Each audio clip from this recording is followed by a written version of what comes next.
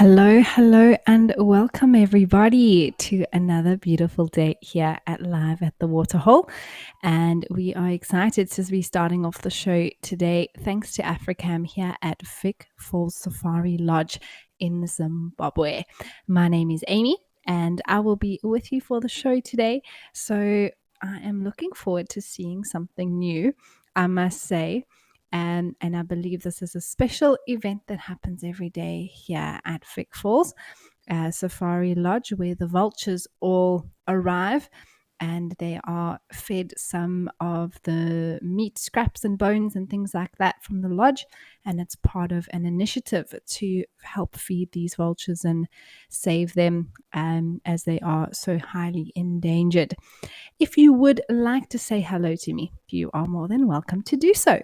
This is a live and interactive show, and I would love to hear from you all at home. So please do make sure that if you have any comments, any questions, that you can send them through. There we go. The food is arriving. And you can join the conversation on X using the hashtag WildEarth. Otherwise, if you would like to send through your comments and your questions, you can do so on the website or through the WildEarth app as well. Wow, feeding frenzy.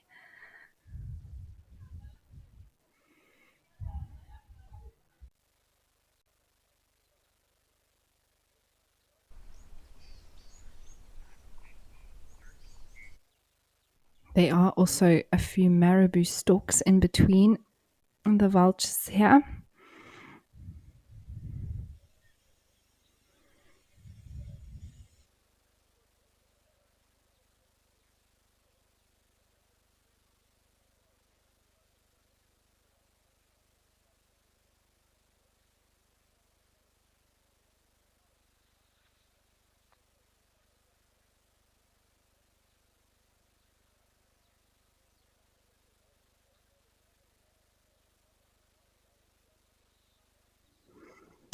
All right, well, we are going to try and sort out the audio here at Vic Falls, but for now, let's head over to Stony Point.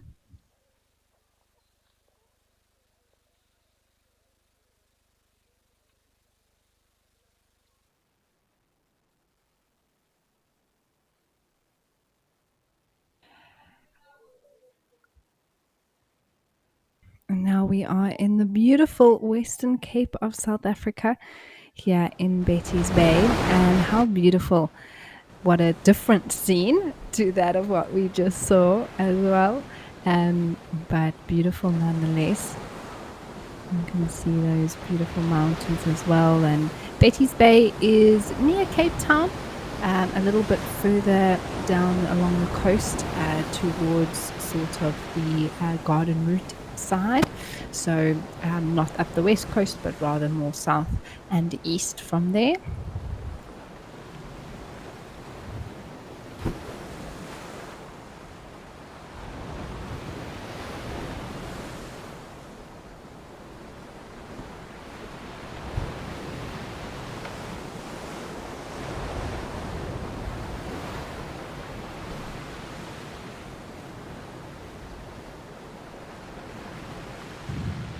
The beautiful ocean that we're looking at is the Atlantic, and the cold Benguela current flows along this sort of side of the ocean until it meets at Agulhas, which isn't too far from Betty's Bay, a little bit further on at Cape Agulhas, where the two currents meet, the southernmost tip of Africa. And so due to that colder water, we have a very different sort of ocean here. We have a lot of kelp that you can see there in the water, and also meaning that we get to see some different bird life, including some little penguins, which are also around in the area.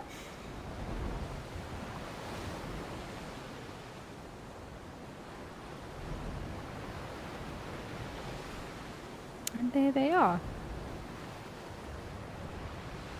One of the famous places you can visit if you ever do visit Cape Town is Boulders Bay, which is a little bit closer to Cape Town west from here. And this is another bay where these little guys also hang out. So very different from the vultures we were looking at. but still a bird.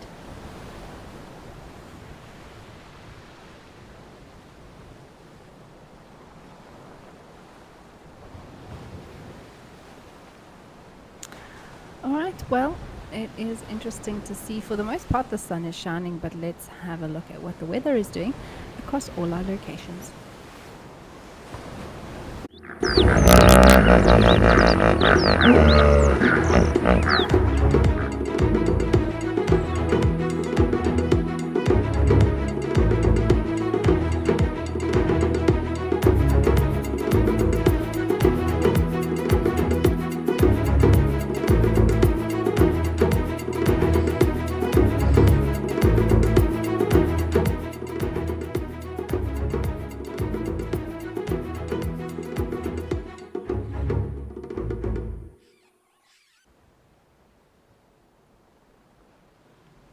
Well, sunny but cool here, only 23 degrees Celsius in Betty's Bay. There are two little penguins grooming each other there, which was very sweet. Now, I can't say that I am a penguin expert, but I do believe these are the African penguin, and it's the species that we get to see in South Africa. And I remember when I first found out that you could see penguins in South Africa, I couldn't believe it. I usually associate penguins, or I used to, very much with Antarctica or the very, very snowy, icy places. But indeed, these little guys are perfectly adapted to live where they do. And the colder water this side is why we don't find them further along the east coast. And that also includes things like seals as well. There's a colony out in the Atlantic Ocean just off Cape Town.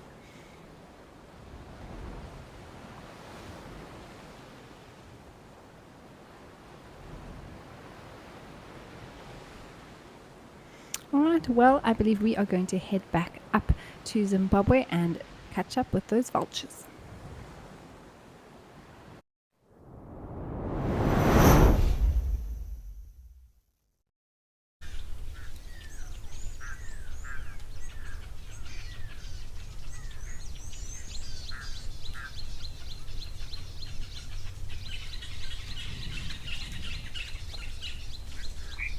Now, there would be a few different species that we could expect to see of these vultures. For the most part, the most common being the white-backed.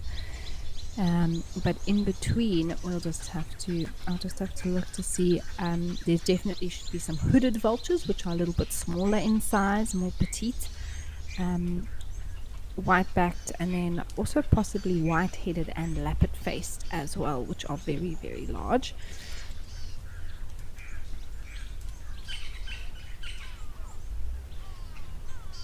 But it is amazing how quickly these birds can devour carcasses, bones, meat, that sort of thing.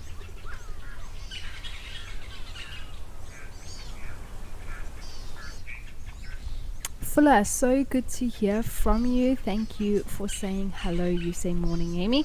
Betty's Bay is gorgeous, but the vultures were phenomenal, aren't they? Just incredible.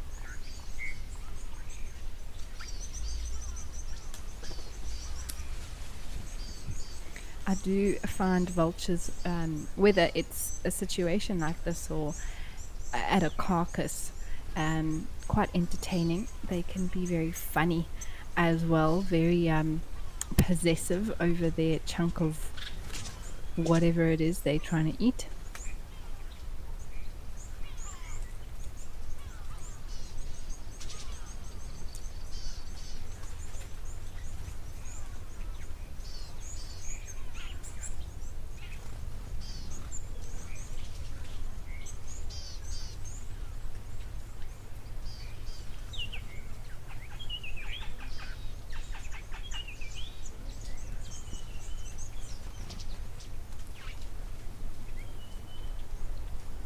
Jan, you think this is cool?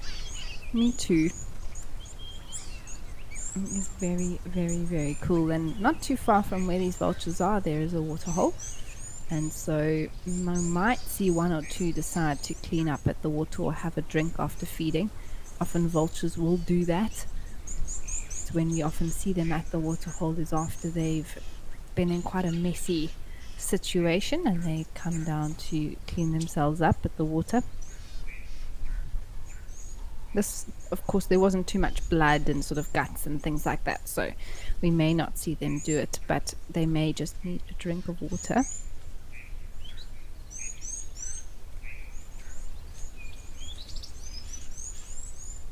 PCS, they are eating something, so you maybe just missed the explanation right in the beginning. We actually saw one of the rangers come out and give them some of the scraps of meat and bone and things like that that come from Victoria Falls Safari Lodge. And it's part of the initiative to help these endangered birds or highly endangered birds. And it's a feeding program they have to sort of use the waste from the kitchen so that these birds can feed on that. And although that's not necessarily normal practice when we talk about the bush, when it comes to these particular vultures and things like that, it's understandable to help them food-wise and make sure that they are successful in their breeding so we can increase their numbers.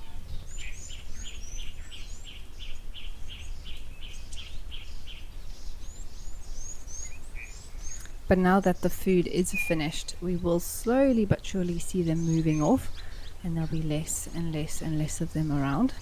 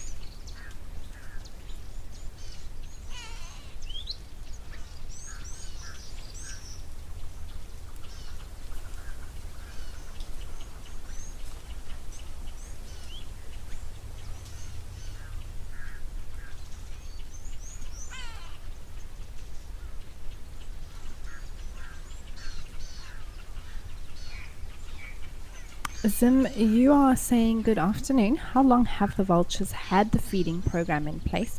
I am not exactly sure as to when it began, Zim. Um, I will try and see if we can get an answer for you exactly. But I think just by the way that the vultures sort of are expecting it in a way. It happens every day at 1 p.m. It has been going on for a while, and it's something that is definitely not something that's recently been implemented. So I think maybe a few years already that they've been doing this, I think. But I will try and find out if there's an exact answer to that, Zim.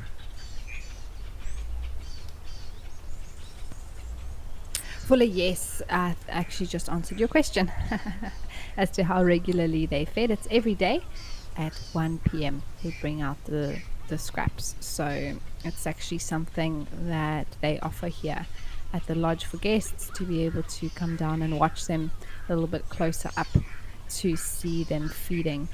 The vultures all come down, and like I mentioned earlier, you can get multiple different species arriving. So the white-backed as well as the hooded are the ones that I can see most of here, but I'm sure they can also spot white-headed and lappet-faced vultures as well.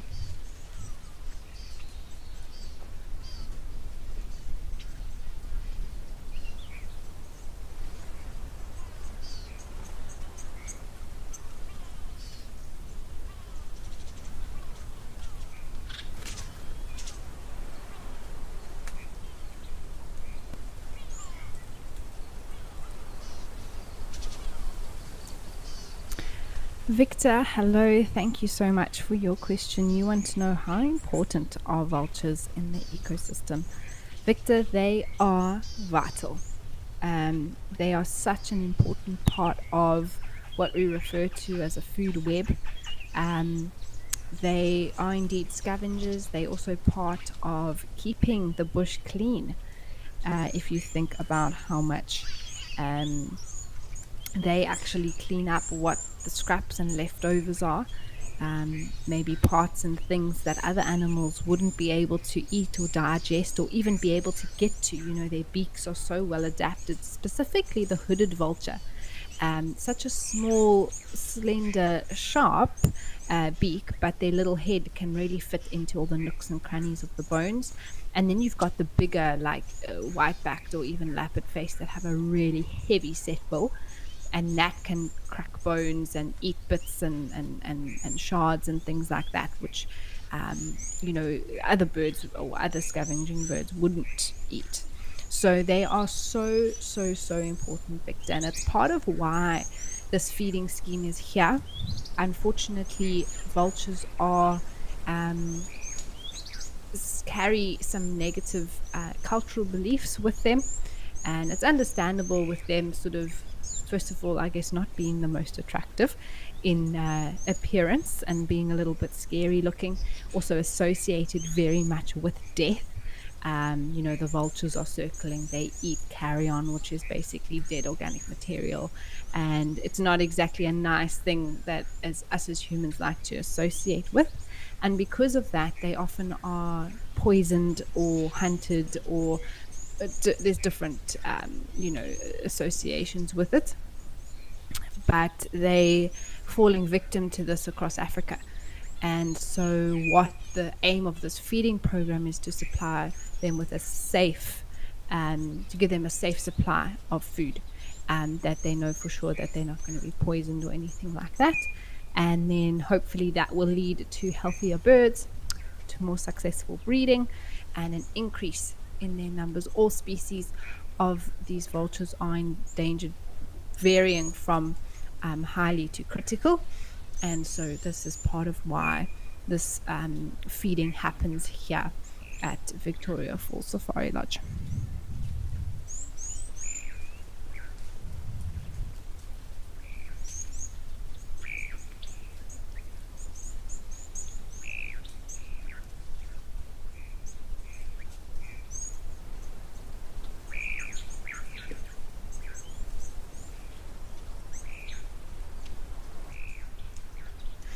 Dark Main Lover, good to hear from you. I'm so happy to be here and hosting the Live at the Waterhole show. Thanks for having me. You also wanted to know if humans are allowed to feed wildlife in the private reserves. No, Dark Main Lover, it's not something that is allowed in a private capacity. This is obviously um, a scheme introduced and approved by the reserve and within the lodge, and it's something that has all the conservation boxes ticked in that way. And of course it's managed by a professional. It's not just an individual throwing out their leftover sandwich to the vultures or something like that. It is so important that us as humans don't feed animals. It is so tempting, especially if you are in a reserve and you just want to put out your little crumbs, whether it's for birds or for monkeys or baboons or whatever, because it means that the animals come closer to you. But unfortunately, what that does is it attracts the animals to, first of all, human areas, which can bring disease, for example, but also it means that they become reliant on people to feed them and not um, act or behave naturally in the way that they should be looking for their own food or hunting or going to find their own food out in the bush, and not relying on coming to camps or lodges or where humans are camping or whatever to find the food that they need. Um, so it's quite a sort of, there's lots of aspects to it, but it is important that by feeding or intervening, providing food for animals that is not shouldn't naturally be occurring in a particular place for them, we're actually doing more harm than good for them.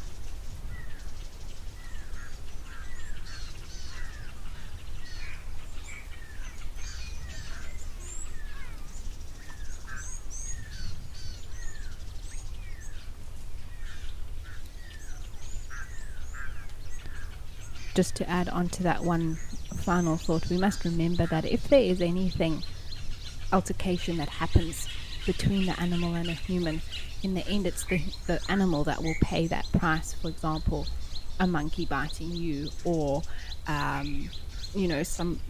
example, sometimes hyenas or leopards can walk through camps and things like that, and if there's anything that happens, it's that animal that will have to be put down. So that's why it's also important to not feed them or provide food to them.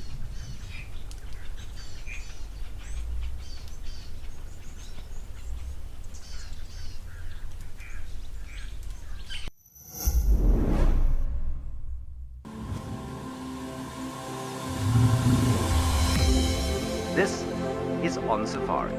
Now remember, this is live and interactive, so we'd love to hear from you. To be having these incredible experiences in this wild underwater forest. It was just one of those things which I don't think I'll ever see again in my life. Thanks for joining us on our Sunrise Safari.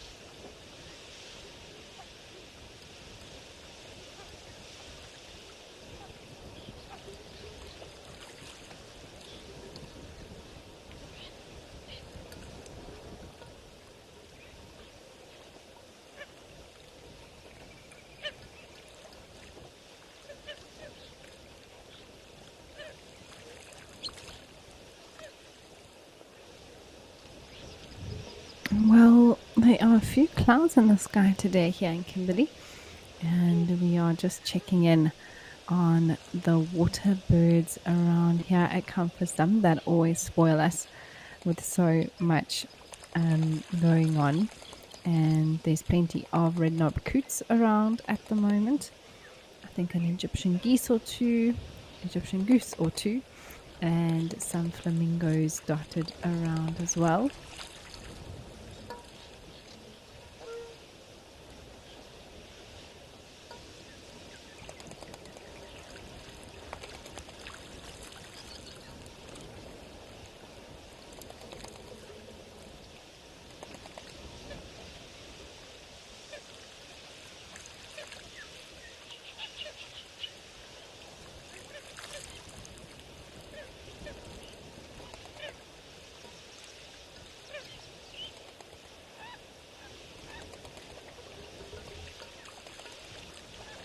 I think there's a pair of South African shell ducks now coming across. I can just see that very white head. That is quite unique to that particular bird.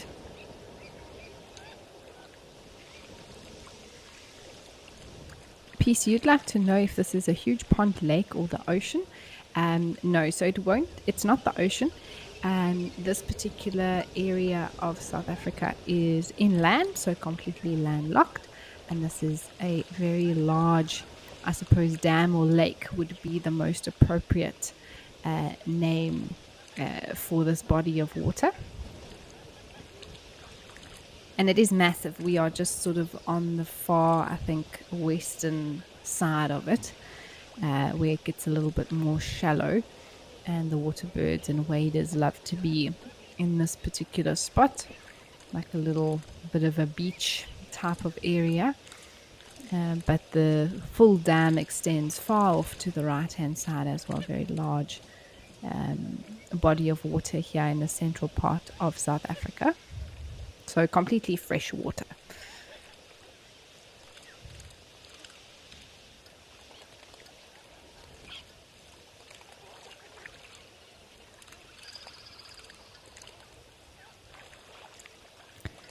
Zadar, you say that if you could be an animal for a day, it would be a vulture, so that you can soar on the thermals. Oh, you actually, it's such a good point, Zadar. And I do agree with you. I think that, for those of you who may not know, one of the incredible things that vultures do is once it starts heating up in the daytime, they actually use columns of warm air that's rising to help them gain extremely high height in the sky.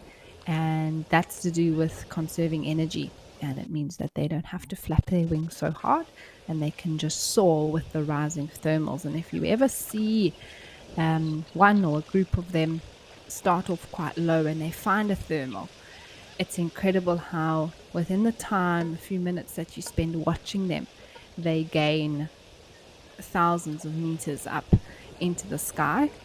And it's incredible to see that happen. So you're right, Zadar, if I could experience that for just a day, it would be amazing. I don't know if I would be okay. I think I would start freaking out the minute I start getting so high.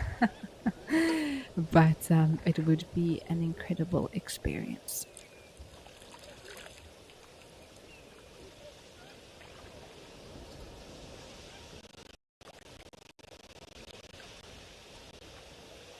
All right, we are going to head over to Djuma and check out what's happening over there.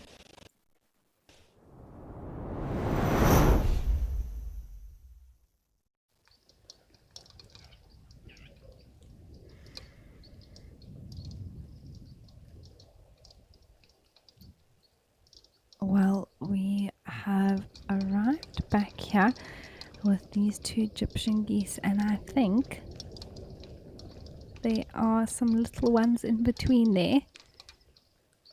Something moved that looked very fluffy. Now the weather today here in this area is actually drizzling where I am, and oh, there we go, there's a little one. and so the rain is sort of on and off. But what a pleasure to have a cooler day in the Lowveld today. Oh, I just actually earlier I went outside and just stood in this light drizzle and enjoyed cooling down. I believe tomorrow is going to be back up to about 40 degrees, if I'm not mistaken. So we're enjoying the cool weather while it's here today. And I was saying yesterday that it felt like it was building towards some rain. It was quite sticky and humid, and you could feel that sort of scent of build up in the air as well.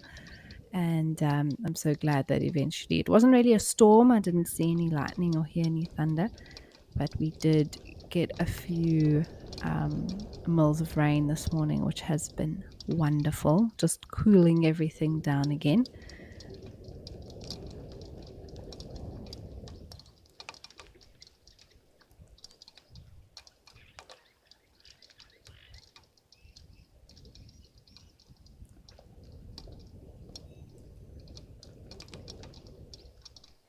Hopefully that little one gets up for us. You can see how cute it is. There's a little face now. It was just busy cleaning itself off there.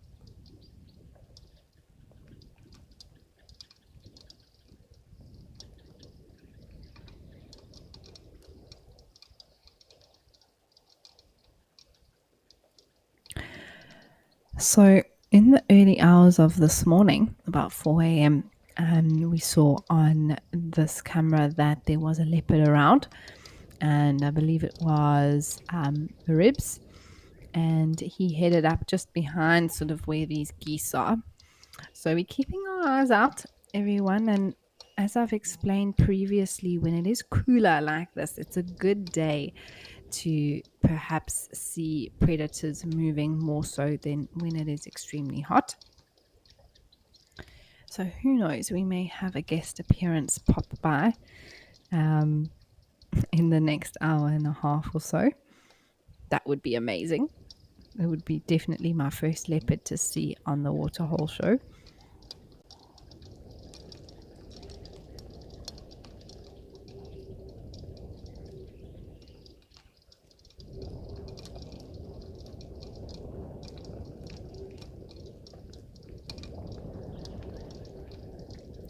Darkmane Lover, you'd like to know how often do you see any live kills at any of the Waterhole scene here or on the show itself? Darkmane, not very often, of course. I mean, that in itself, to see a live kill is rare, to say the least, and it is all about being lucky at the right place at the right time. But I suppose like fishing, the more your line is in the water, the more chance you have of catching the fish. So the more you're out here, the more you watch the show, the more you're in the bush, the more luck you seem to have. I have seen on the show or at these locations, I think there have been quite a few kills and things seen, in terms of a 24-hour period. But with when we've been live, there's been one case of a wild dog kill. I actually wasn't presenting at that time. It was just after I had finished, but I stayed on and I was watching, and it happened with the wild dogs and an impala around, I think it was Rosie's Pan, which was incredible to see. There's a very pale little bird sitting there on the tree. I'm not sure if it's the lighting. It looks very much like a dove.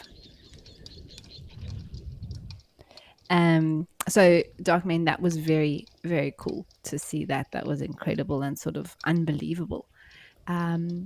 I also believe there was seen, also not live though, a Marshall Eagle take a rock monitor at one of the pans that was on camera, which is amazing. And then in terms of other types of kills, we've seen plenty of herons catch fish and frogs and things like that live, which is very, very cool. And so, yeah, there are every now and again something special that we do get to see. But it is not very often, as with a game drive, it's not very often that you actually get to see a kill happen.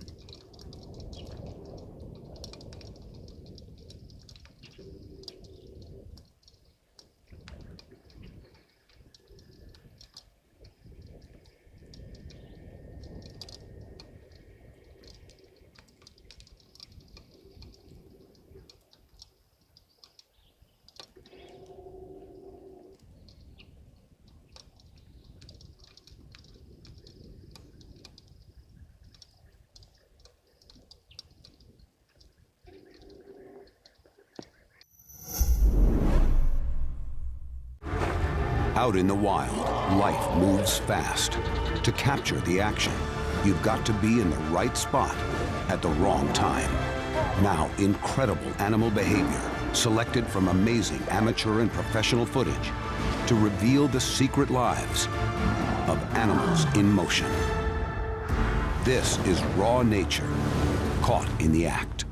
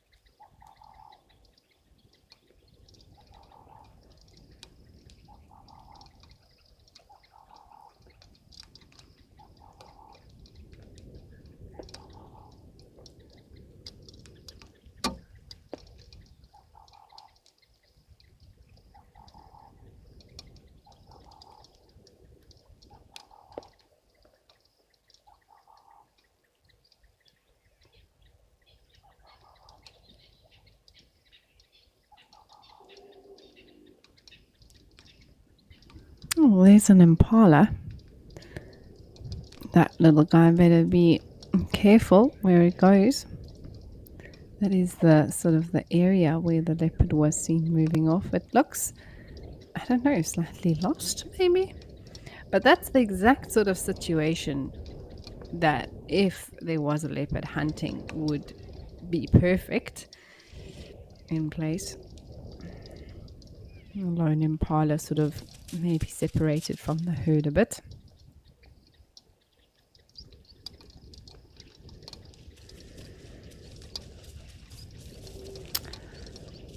Well, last night we have some very interesting footage that came through from Oldonyo in Kenya, and we are going to take a look at what happened to come by for a drink last night.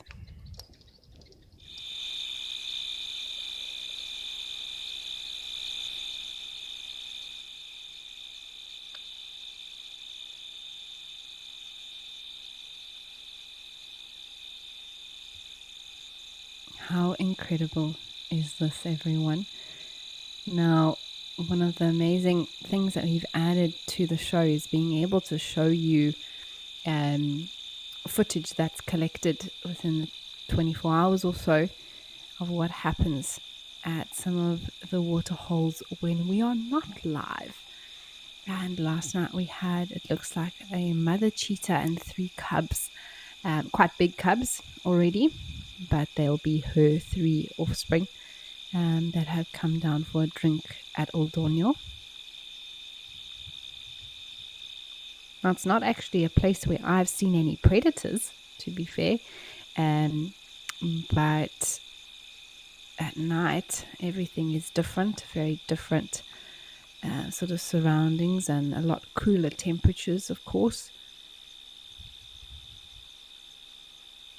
You can see that's mom there. She's a lot bigger, and those are her 3 cubs.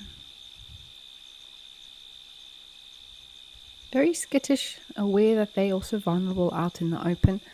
Something like a lion or maybe other male cheetahs, a coalition that are patrolling a territory. They'll have no second guesses on attacking these cheetah or maybe even killing them. So they're also vulnerable cats. They are a lot more, they have adapted to be lean and fast and not so much strength and power. And so in comparison to a lion or a leopard, they're a lot more delicate. But how cool to be able to have seen them like that come down for their drink, everybody.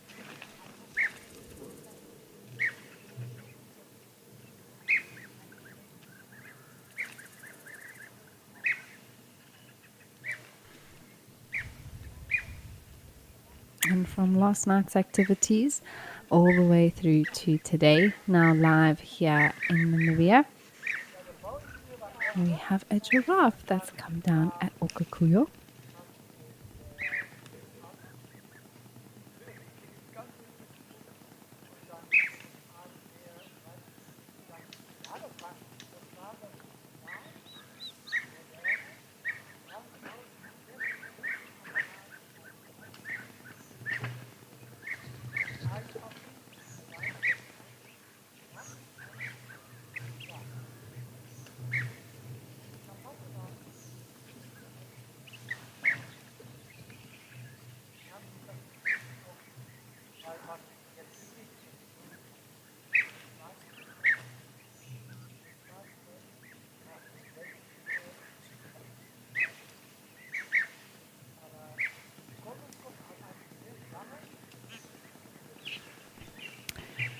Well, everyone, if you do hear any people talking in the background here, and there are sometimes guests which are at the lodge, and so we sometimes pick up them chatting as they also head out to the deck to have a look at the animals at the waterhole.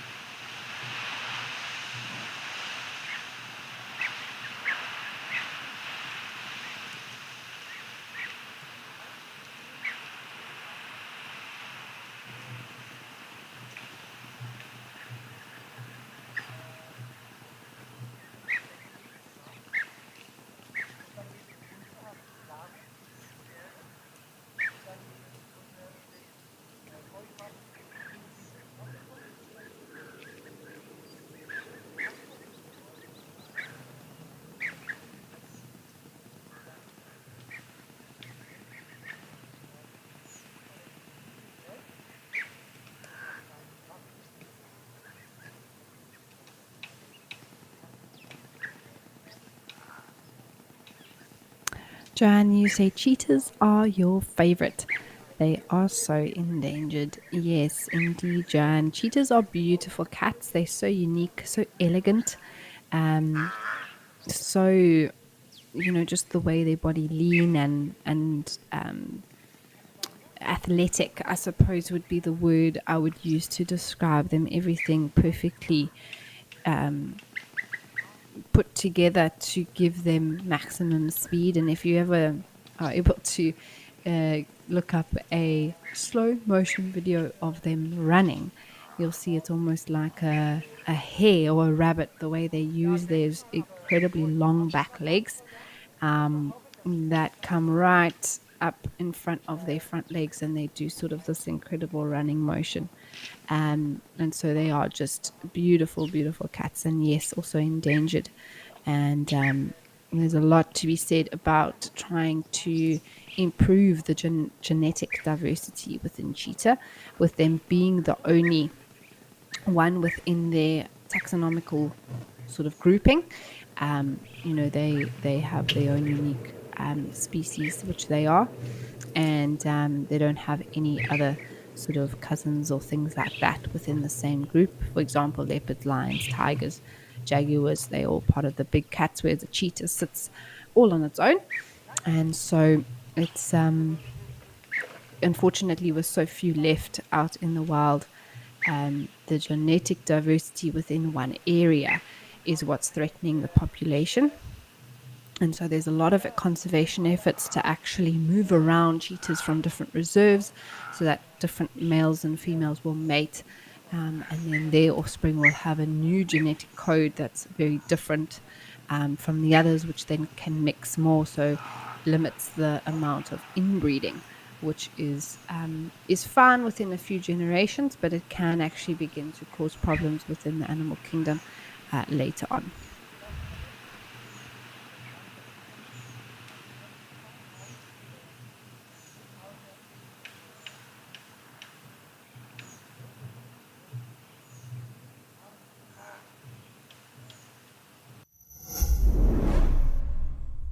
If you are a driven nature enthusiast with a background in communications, then this message is for you. WildEarth is calling for volunteers to moderate our web and social media chat platforms during our live broadcast. Do you keep up with the latest trends on social media? Do you have quick fingers and a sharp eye? Then we're looking for you. To apply, email your CV to us at jobs@wildearth.tv. Join the WildEarth team today. WildEarth, connecting with nature.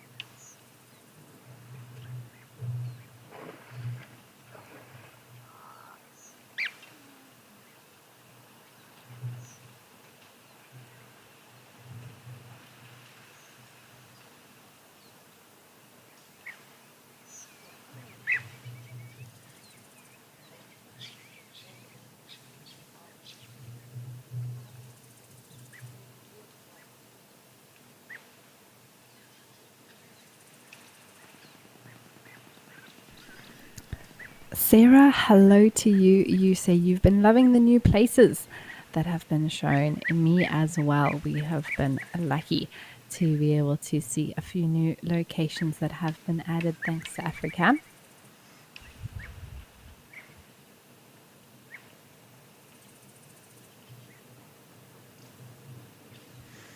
And speaking of maybe not a new one, but definitely a favorite, let's head up to Old Donyo Lodge.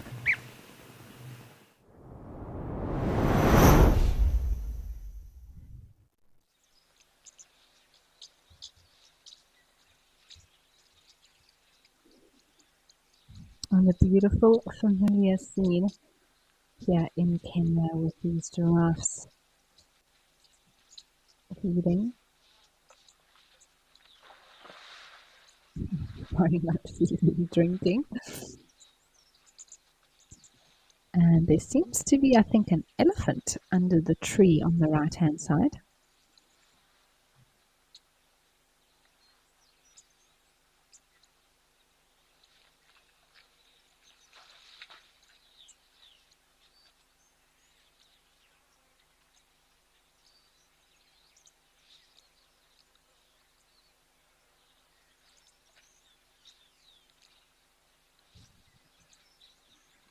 It's amazing to think that just last night, in the cover of darkness, those 4 cheetahs came past in this very spot. And now we've got a tower of giraffes here, as well as an elephant resting in the shade.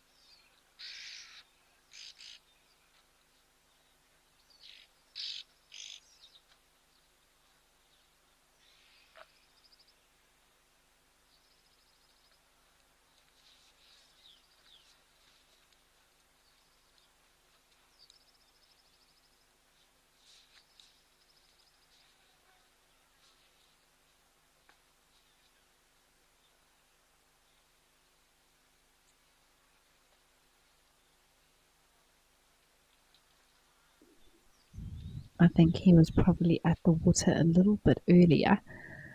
You can see those darker spots on his face there.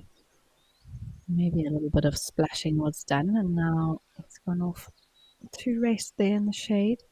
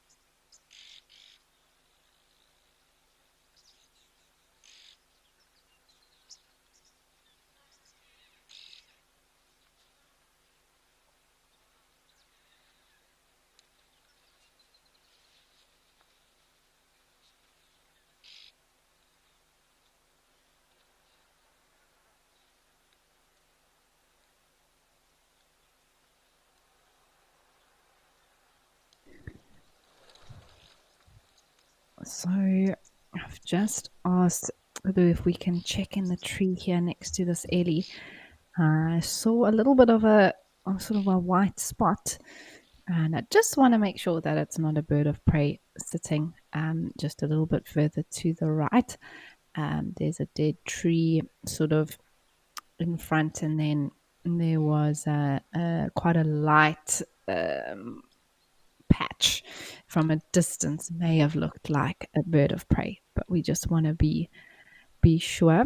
So it's a bit further more to the right from there. I think if you keep going slowly, we may be able to see the particular spot that I'm talking about.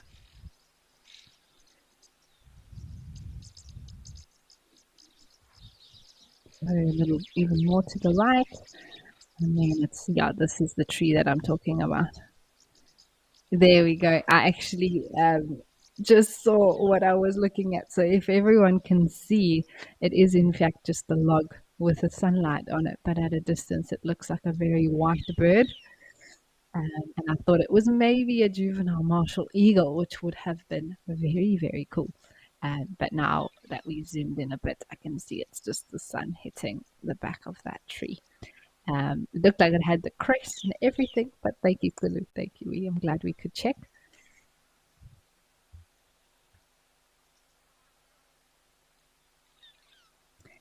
Darkman lover, you say, wow, this giraffe sighting is beautiful. These giraffes look so healthy and tall, don't they just? They are beautiful animals. And the ones here at Olduvai do particularly look in good health.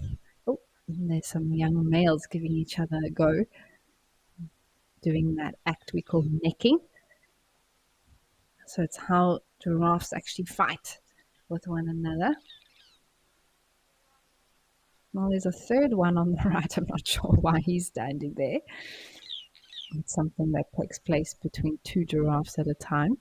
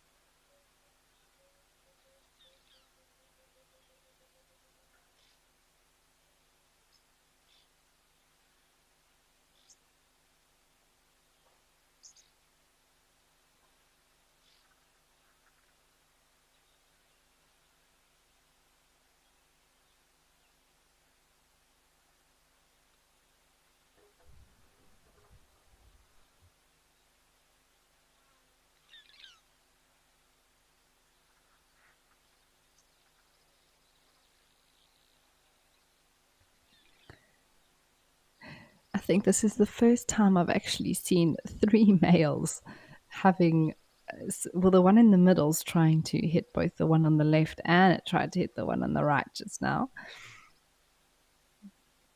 But there's a significant size difference between these males. So the one on the far left is a lot larger, a lot more mature. So there really wouldn't be any competition in terms of mating rights with regards to size and strength. But the younger ones do need to get their practice in. And it would be silly of that smaller one to push the big one too far, as it will get seriously injured if it comes down to that.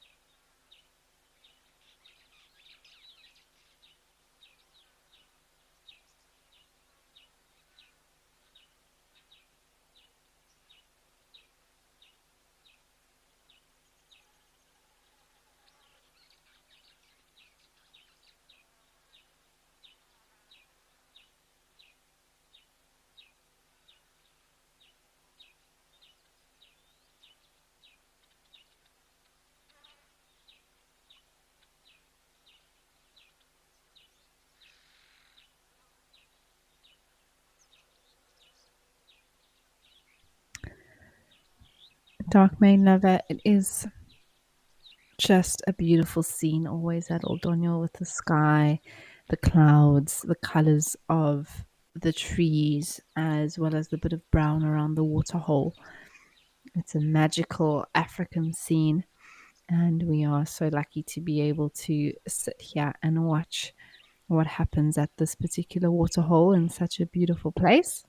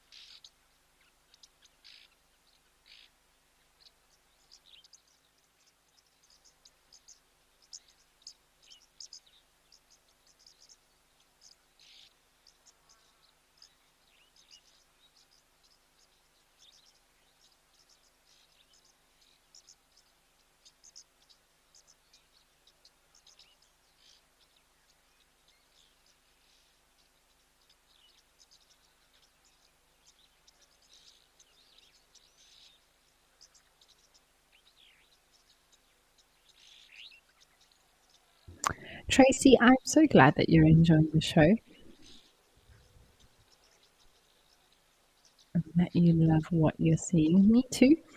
Actually, seems like this whole group of giraffes here is actually all males.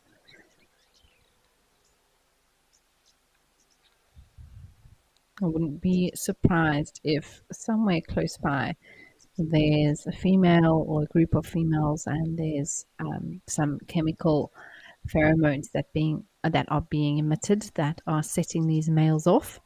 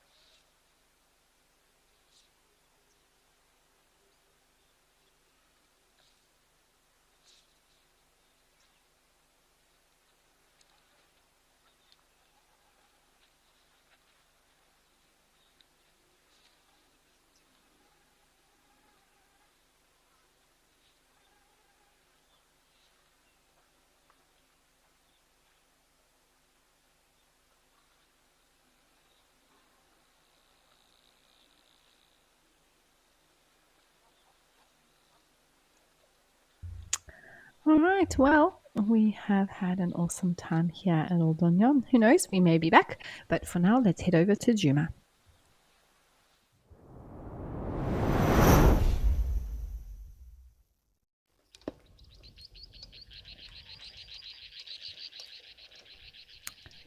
Where you can actually see the little bits of drops of rain, and there's a very cozy Cape turtle dove that has just hopped down, but you can see how it fluffs up its feathers like that. And often we see birds do that when it is cooler weather, raining, just trying to trap in as much of that warm air as possible.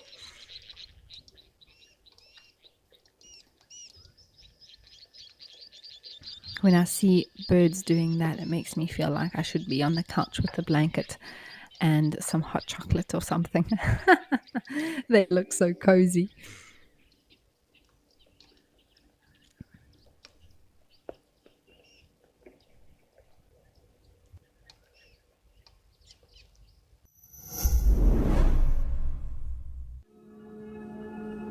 Better is more than a word to us.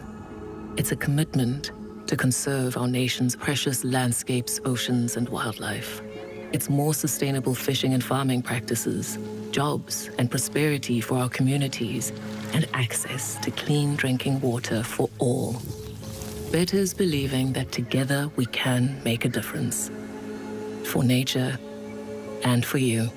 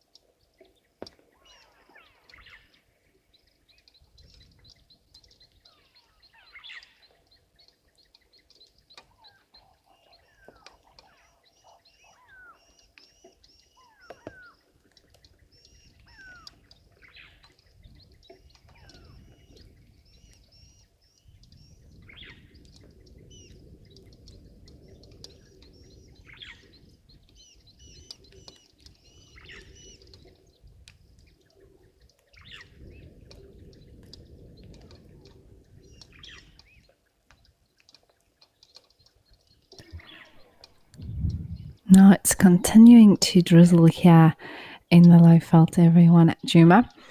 And earlier, when we could see the water, you could see the little droplets falling.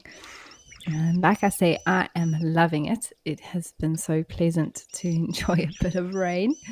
And it's not stormy, it's not pouring, it's just this consistent sort of water falling from the sky, which is amazing. And it's actually absolutely wonderful.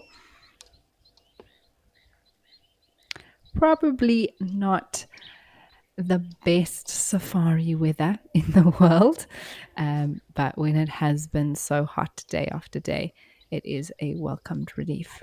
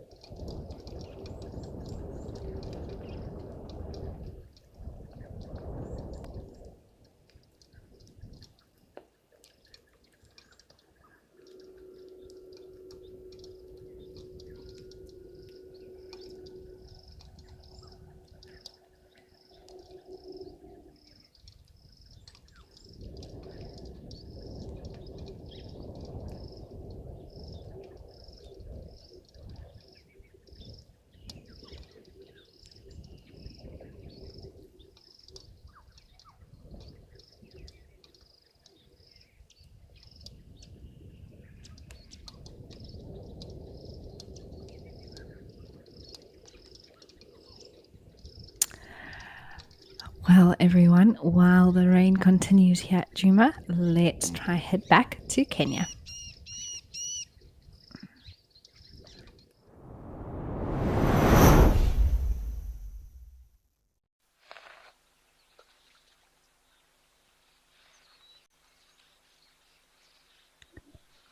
Well, the giraffes are still here. These males having a go at one another. It's so interesting when they neck like this. They sort of, their backsides are sort of pasted together.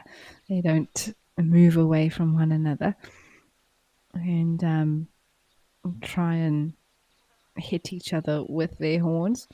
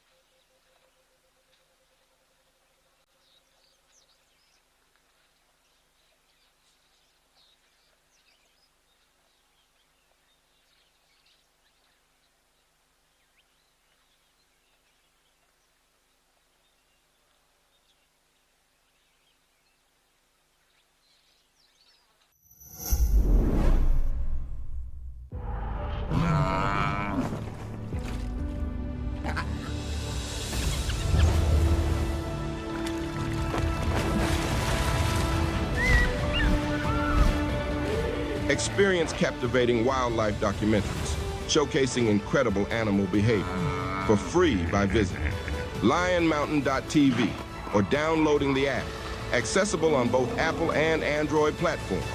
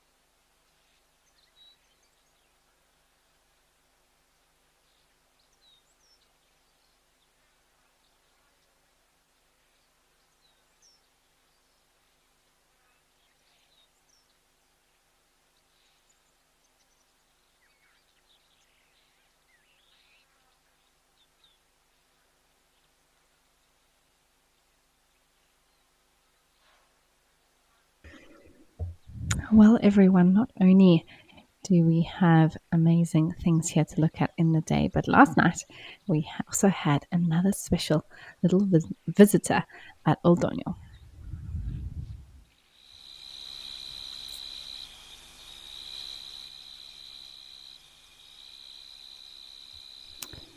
Now, for those of you who may be wondering what exactly this is, it is a type of feline.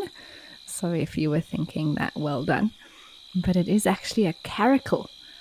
And the first thing that tells me it's a caracal is those little tufts on the ear like that. And there's really nothing else that we get out here that looks like a caracal. Very, very rare cat to see.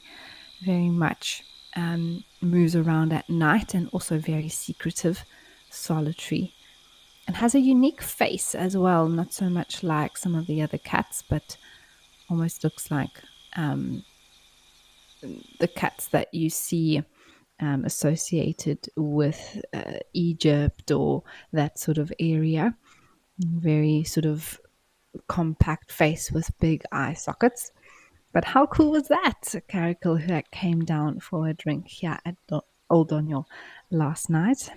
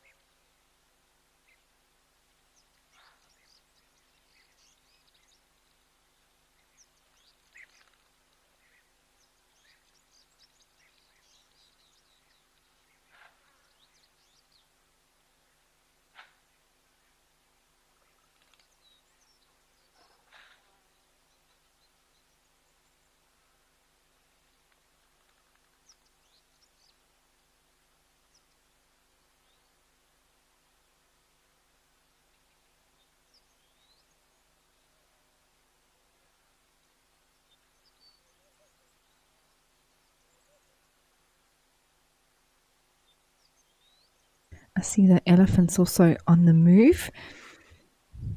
I was thinking that maybe he was going to come out. He did turn around there and start flapping his ears pretty quickly, which is not what they do when they're resting, but rather when they're on the move. So I think he may hopefully come for another drink. What a treat that would be.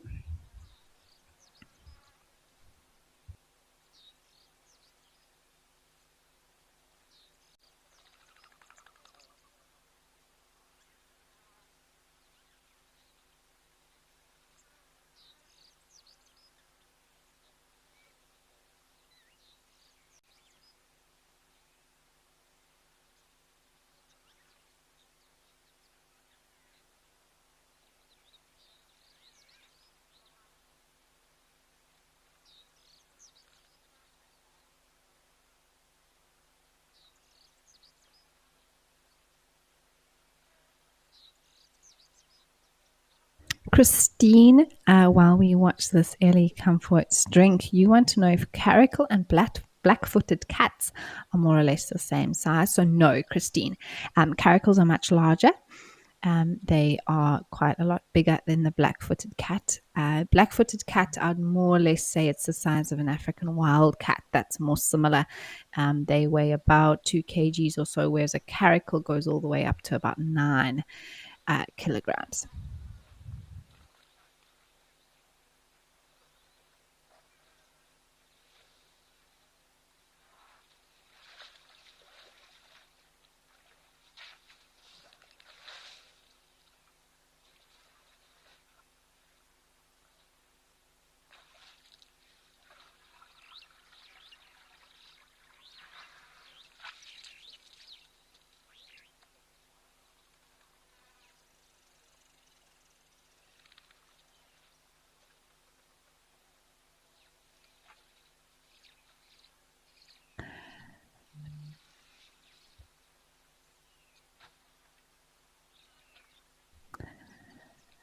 Now, it was mentioned earlier, and Cecile, you're also asking about it.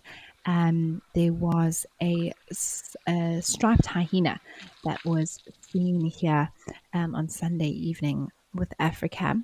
And you're wondering if that footage is still available. Now, that actually is going to be shown on the show that's coming up directly after this at 3 p.m. So stay tuned for that, Cecile, and we'll be showing that footage of that striped hyena here that was seen on Sunday night. So very, very exciting stuff.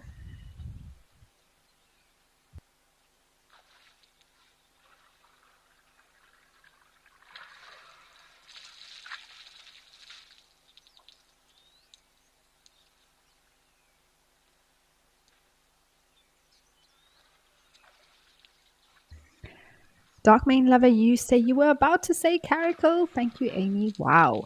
These cats are so elusive, and it's so cool to see that beautiful caracal. It is, isn't it? And we're so lucky that we get to share those little clips with you from what happens during the night or during the daytime when we aren't live. And special to see a caracal like that. I've seen caracal a handful of times. And the one time I was very, very lucky coming back after an afternoon safari in the evening, and I saw a female with 3 kittens cross the road and head off into the bush, which was absolutely amazing, but very, very rare to see.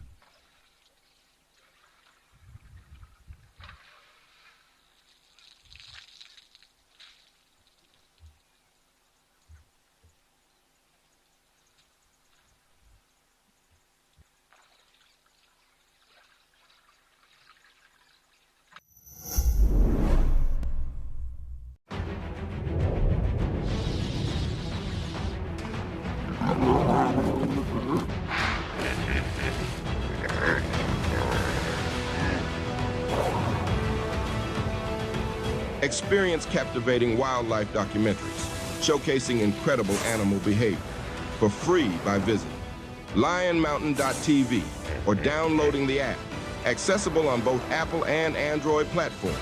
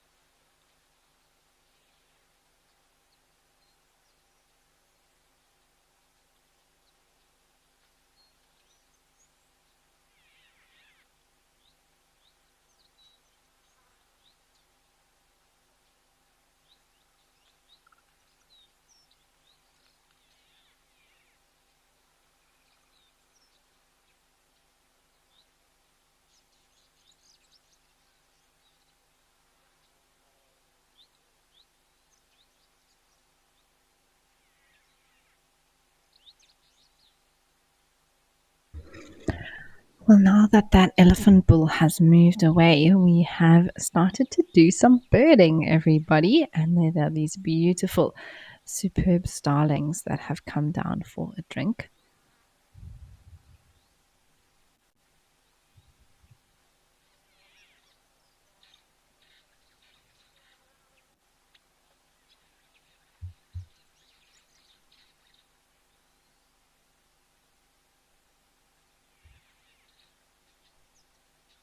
Oh, and there is a straw-tailed wider as well that's just landed in the background there. Also coming down for a drink. Have a look at how beautiful that tail is of that bird. Oh, it just flew away because the dove tried to land. It might come back. It didn't actually get any water. So I think it may actually come back. There's also something else. Is that a lizard on this side of the water hole, sort of on the bottom left, sitting on top of the rock?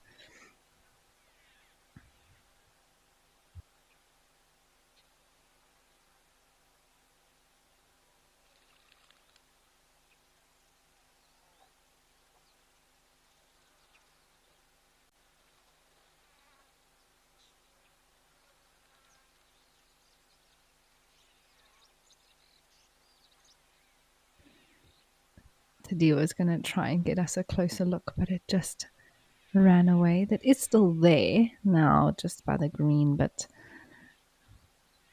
does look lizard-like. We sometimes see the Kenyan rockagama here, but this looks a lot smaller and a lot more plainer in color. It is a little bit tricky to try and focus on something so small.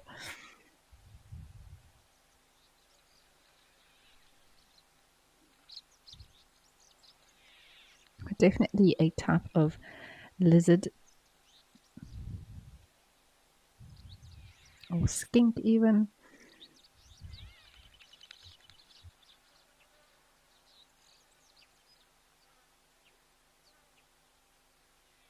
Oh, and there in the background we actually have a beautiful emerald spotted wood dove. Oh, it just ran away.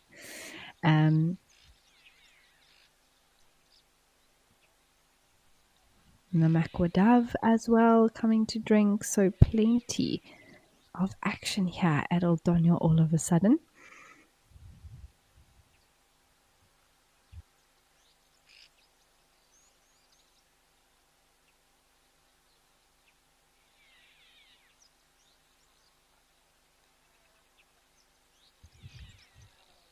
Apparently this is sort of the best focus we can get on this little reptile. But like I say, I can't say exactly which species it is, but it's definitely part of the lizard family.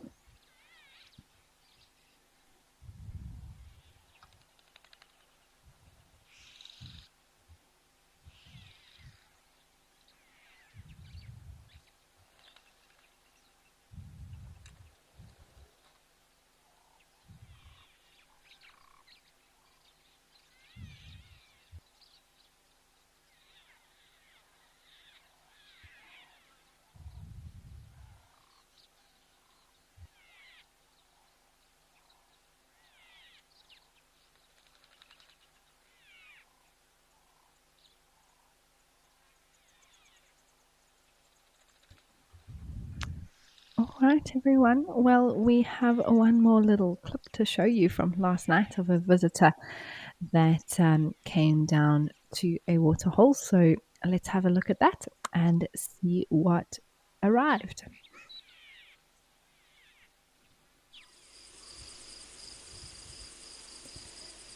Now, this is in the Kruger National Park at Shalati at Skukuza, and there is a cane rat.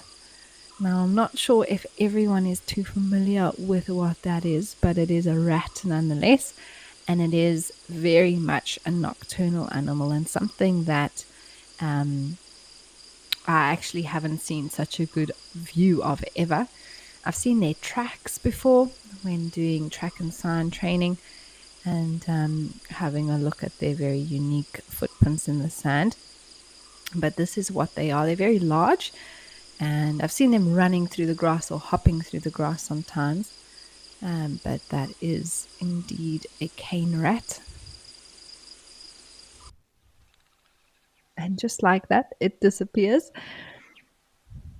But often the popular prey species for some of the smaller cats, even like a caracal that we saw earlier, even a serval as well, they would prey on things like cane rats at night.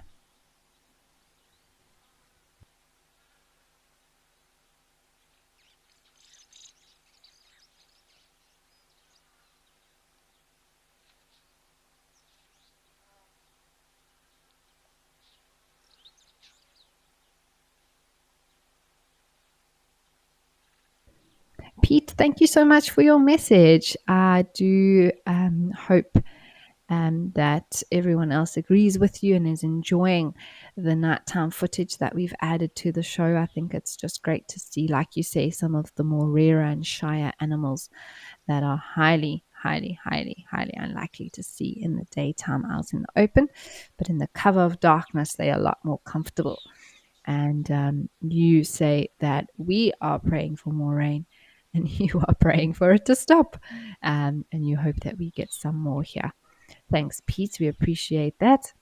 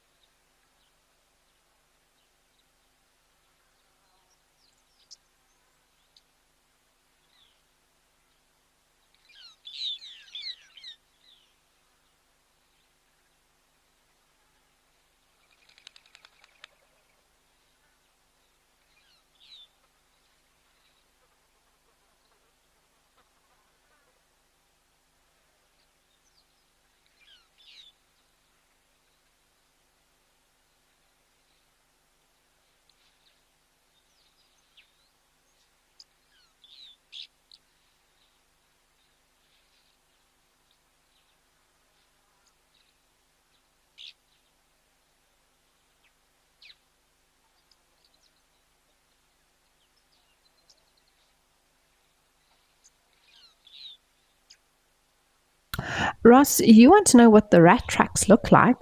I'm going to try and describe it to you the best way I can. But they're very small, and they sort of two little stripes in the ground. They don't look like very much at all, to be honest with you. But they've got this sort of like little, almost like two little strokes in the sand. And depending on the substrate, so depending on the soil which they land on, you can get more or less definition. When the ones that I have seen, I suppose the most often has been when crossing riverbeds, dry riverbeds. And so you sort of get this clear mark in the sand of a certain size and length and depth and that sort of thing, which is clearly from the cane rat.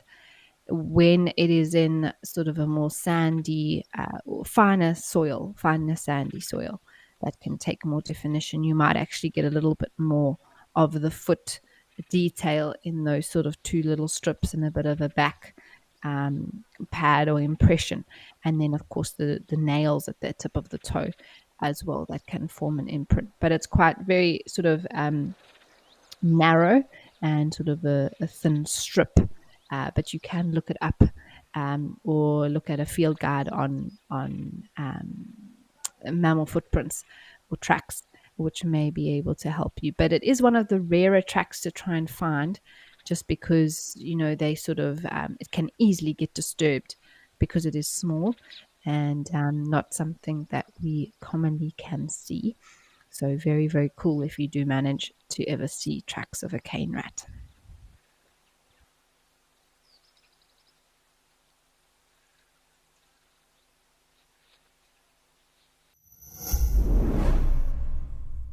We've got a refreshing splash of entertainment this March. Africam is surfacing with a new show. Join us every morning and submerge yourself in nature's ambience.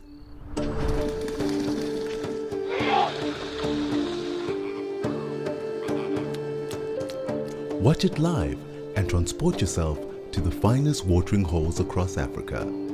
WildEarth, connecting with nature.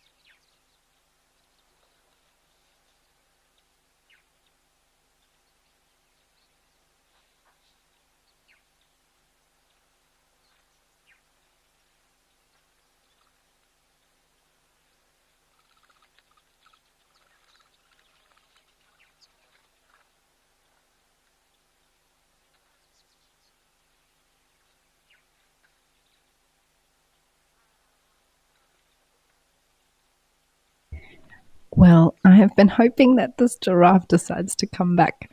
It's been very tentatively approaching the water. And it tries to drink something and then it moves off again. Oh, there we go. Hopefully it gets in a little bit more than before.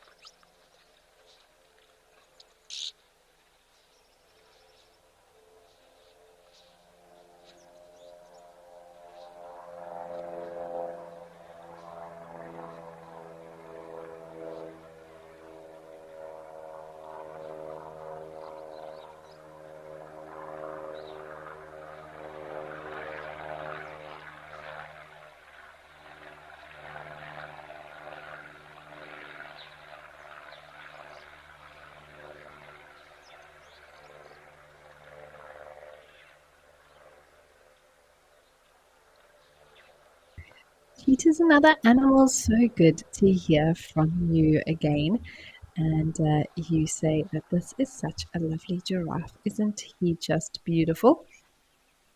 We've actually had quite a few of these males here this afternoon, and this one seems to be the last one standing at this point. Others all finished off their drinks and moved away, but he seemed to be a little bit behind the other ones.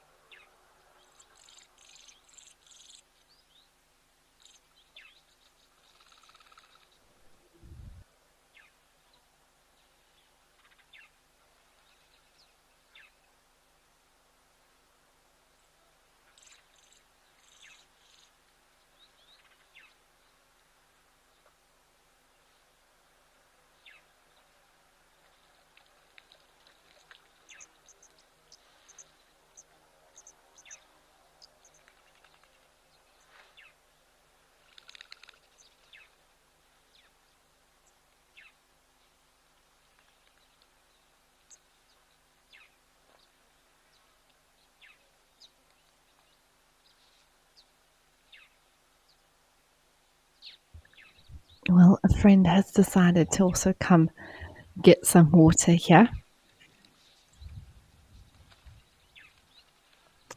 And what a perfect way to end off a wonderful show today, everybody.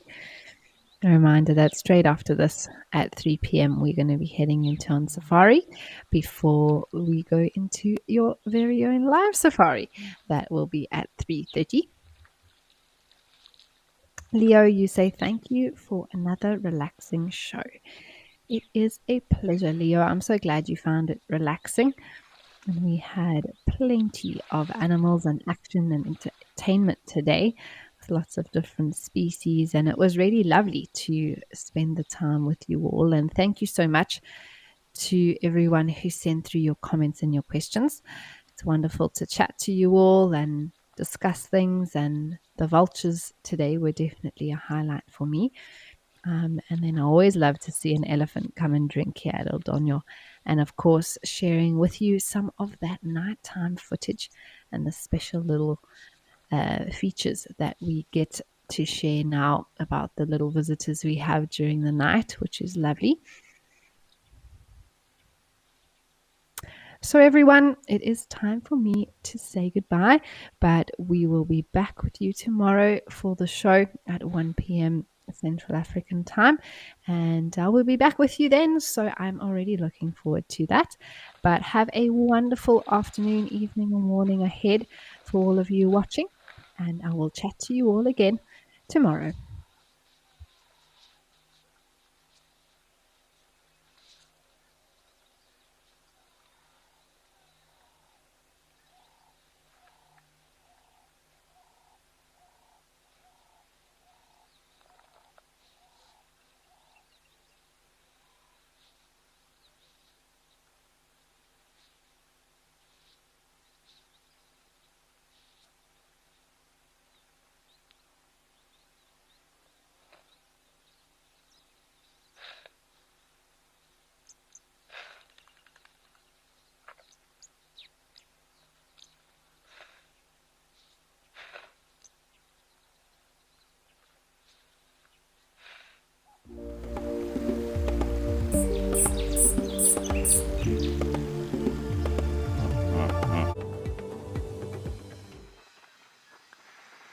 Good afternoon to everybody watching. Welcome to a bit of an overcast and drizzly Juma